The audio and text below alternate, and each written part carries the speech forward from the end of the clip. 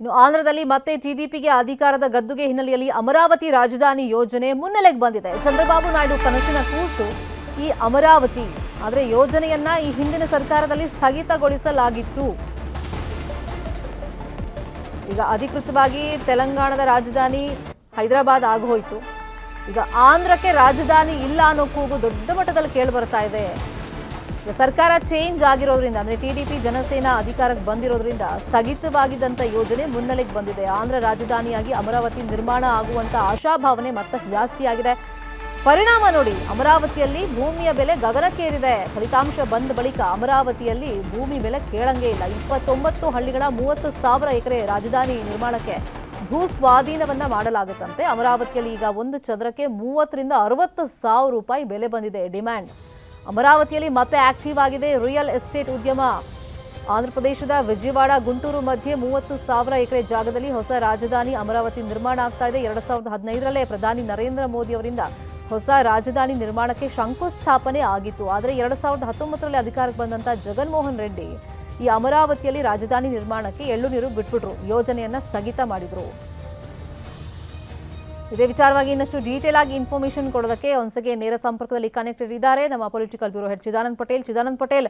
ಅಮರಾವತಿಯನ್ನ ರಾಜಧಾನಿ ಮಾಡಬೇಕು ಆಂಧ್ರದ್ದು ಅಂತ ಹೇಳಿ ಚಂದ್ರಬಾಬು ನಾಯ್ಡು ಅವರ ಕನಸಾಗಿತ್ತು. ಆದರೆ ಅದಕ್ಕೆ ಜಗನ್ಮೋಹನ್ ರೆಡ್ಡಿ ಒಂಥರ ಬ್ರೇಕ್ ಅನ್ನ ಹಾಕಿದ್ರು. ಈಗ ಮತ್ತೆ ಟಿಡಿಪಿ ಮತ್ತೆ ಜನಸೇನಾ ಸರ್ಕಾರ ಬಂದಿರೋದ್ರಿಂದ ಅಮರಾವತಿಯಲ್ಲಿ ಅಂದ್ರೆ ರಾಜಧಾನಿ ಮಾಡುವಂತ ನಿಟ್ಟಿನಲ್ಲಿ ಯಾವ ತರ ಪ್ರಿಪರೇಷನ್ ನಡೀತಾ ಇದೆ? ಶರ್ಮಿತಾ ಶೆಟ್ಟಿ ಅಖಂಡ ಆಂಧ್ರ ಪ್ರದೇಶ ಇದ್ದ ಸಂದರ್ಭದಲ್ಲಿ ಹೈದರಾಬಾದ್ ರಾಜಧಾನಿ ಆಗಿತ್ತು. ಆದರೆ ಆಂಧ್ರ ಪ್ರದೇಶ ಇಬ್ಬಾಗ ಆದ ಮೇಲೆ ತೆಲಂಗಾಣ ಪ್ರತ್ಯೇಕ ರಾಜ್ಯ ಆದಮೇಲೆ ಹೈದರಾಬಾದ್ ಅನ್ನ ತೆಲಂಗಾಣಕ್ಕೆ ಬಿಟ್ಟುಕೊಳ್ಳಾಯಿತು. ಇದರಿಂದ ಆಂಧ್ರ ಪ್ರದೇಶ ಅಖಂಡ ಆಂಧ್ರ ಪ್ರದೇಶ ಹೋಗಿ ಎಲ್ಲೊಂದು ಕಡೆ ಆಂಧ್ರ ಪ್ರದೇಶ ಮತ್ತು ತೆಲಂಗಾಣ 2 ರಾಜ್ಯಗಳಾಗಿ ಮಾರ್ಪಡಿತು. ನಂತರ ಆಂಧ್ರ ಪ್ರದೇಶಕ್ಕೆ ರಾಜಧಾನಿ ಯಾವುದಂತ ದೊಡ್ಡ ತಲೆನೋವಾಗಿ ಪರಿಣಮಿಸಿತು. ನಂತರ ಟಿಡಿಪಿ ಸರ್ಕಾರದ ಸಂದರ್ಭದಲ್ಲಿ ಅಂದಿನ ಮುಖ್ಯಮಂತ್ರಿ ಆಗಿದ್ದಂತ ಚಂದ್ರಬಾಬು ನಾಯ್ಡು ಅವರು ಅಮರಾವತಿಯನ್ನ ನೂತನ ರಾಜಧಾನಿಯಾಗಿ ಘೋಷಣೆಯನ್ನು ಮಾಡಿದರು. ಆ ಮುಖಾಂತರ ಅಲ್ಲಿ ರಿಯಲ್ ಎಸ್ಟೇಟ್ ಮಾಫಿಯಾ ಎದ್ದು ನಿಲ್ಲಲು ಕೂಡ ಅನುಕೂಲ ಮಾಡಿಕೊಟ್ರು ಮತ್ತು ಅಮರಾವತಿ ರಾಜಧಾನಿ ಮಾಡುವ ಸುತ್ತಮುತ್ತ ಸಾವಿರಾರು ಎಕರೆ ಭೂಮಿಯನ್ನು ಸ್ವತಃ ಚಂದ್ರಬಾಬು ನಾಯ್ಡು ಮತ್ತು ಅವರ ಕುಟುಂಬದವರ ಒಡೆತನದಲ್ಲಿತ್ತು. ಹಾಗಾಗಿ ಅಲ್ಲಿ ಭೂಮಿಗೆ ಚಿನ್ನದ ಬೆಲೆ ಬರಲಿ ಎಂಬ ಲೆಕ್ಕಾಚಾರವು ಇಲ್ಲಿ ಅಡಗಿತ್ತು ಎಂಬ ಮಾತು ಕೂಡ ಕೇಳಿ ಬಂದಿತ್ತು. ಆದರೆ ಎಲ್ಲ ಒಂದು ಕಡೆ ಅವರ ಕನಸು ನನಸಾಗಲಿಲ್ಲ. ನಂತರ ಜಗನ್ ಸರ್ಕಾರ ಅಧಿಕಾರಕ್ಕೆ ಬಂದ ನಂತರ ತುಗಲಕ್ ರೀತಿಯ ಆಡಳಿತವನ್ನ ಆರಂಭಿಸಲಿಕ್ಕೆ ಶುರು ಮಾಡಿದ್ರು. ನಂತರ 3 ರಾಜಧಾನಿಯ ಹೆಸರನ್ನ ಘೋಷಣೆಯನ್ನು ಮಾಡಿದ್ರು.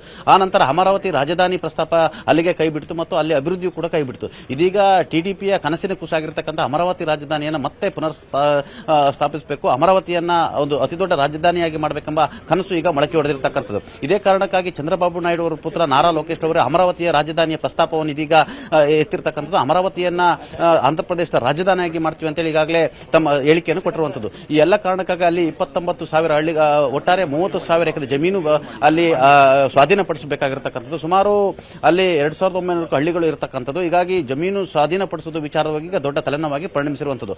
ಒಂದ್ ಕಡೆ ಅಮರಾವತಿ ರಾಜಧಾನಿ ಪ್ರಸ್ತಾಪವನ್ನು ಕೈಬಿಟ್ಟಂತ ಜಗನ್ ಒಂದ್ ಕಡೆ ಆದ್ರೆ, ಮತ್ತೊಂದು ಕಡೆ ಅಮರಾವತಿಯನ್ನ ಮತ್ತೆ ರಾಜಧಾನಿ ಮಾಡಬೇಕಂತ ಈಗ ಚಂದ್ರಬಾಬು ನಾಯ್ಡು ಹೊರಟಿರತಕ್ಕಂಥದ್ದು. ಆದ್ರೆ ಅಮರಾವತಿ ಇರತಕ್ಕಂಥ ಅಲ್ಲಿಯ ಭೂಮಿಯ ಬೆಲೆ ಚಿನ್ನದ ಬೆಲೆ ಆಗಿರತಕ್ಕಂಥದ್ದು. ಹಾಗಾಗಿ ಅಲ್ಲಿರ್ತಕ್ಕಂಥ ರೈತರುಗಳು ಇದೀಗ ಭೂಮಿಯನ್ನು ಸ್ವಾಧೀನಪಡಿಸಲಿಕ್ಕೆ ಈಗಾಗಲೇ ವಿರೋಧವನ್ನು ವ್ಯಕ್ತಪಡಿಸುತ್ತಿರುವಂತದ್ದು ದೊಡ್ಡ ತಲೆನೋವಾಗಿ ಪರಿಣಮಿಸಿರುವಂತದ್ದು. ಸತಾಯಗತ ಅಮರಾವತಿ ರಾಜಧಾನಿಯನ್ನು ಉಳಿದಂತ 5 ವರ್ಷಗಳಲ್ಲಿ ಮಾಡಲೇಬೇಕಂತ ತೀರ್ಮಾನ ಮಾಡಿರ್ತಕ್ಕಂಥ ಟಿಡಿಪಿ ಮತ್ತು ಚಂದ್ರಬಾಬು ನಾಯ್ಡು ಅವರು ಇದೀಗ ಅಮರಾವತಿ ರಾಜಧಾನಿಯನ್ನ ಮಾಡಲಿಕ್ಕೆ ಏನೆಲ್ಲ ಏರ್ಪಾಡುಗಳು ಮಾಡಬೇಕು, ಎಲ್ಲ ಸಿದ್ಧತೆಗಳು ಮಾಡಬೇಕು. ಈಗಾಗಲೇ ಆಂತರಿಕವಾಗಿ ಅಧಿಕಾರಿಗಳ ಜೊತೆ ಮಾತುಕತೆ ಮತ್ತು ಸಭೆಯನ್ನು ಕೂಡ ನಡೆಸಿರುವಂತದ್ದು.